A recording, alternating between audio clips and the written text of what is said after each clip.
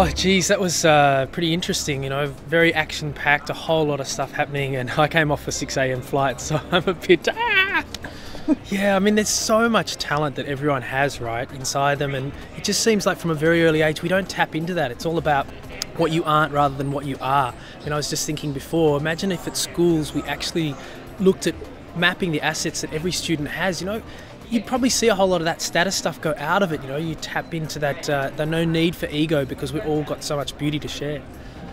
I think you could see on the Twitter sphere just how excited people were to come in. It's certainly that time in Australia where people are starting to think more about systems.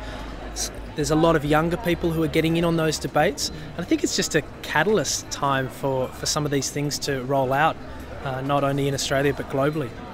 What they've done here is really useful because they've brought in a lot of those different methods of presentation that you don't get at typical conferences, and that's where the creativity opens up. So certainly it can be a little bit nerve-wracking for someone who hasn't been involved in that process before, but just jump in. I think this is going to be even better as it grows on. It'll certainly, in my opinion, build a reputation around this kind of conferencing, and this is the future. This kind of conferencing, I think, is the way that things are going to head. Oh, look, congrats to Dave Hood and the others who organised this. And isn't it interesting to see? I mean, they didn't have a long lead-in for the development of this project, but it's playing out. You don't see all the inconsistencies and things behind the scenes because there's just such a good attitude.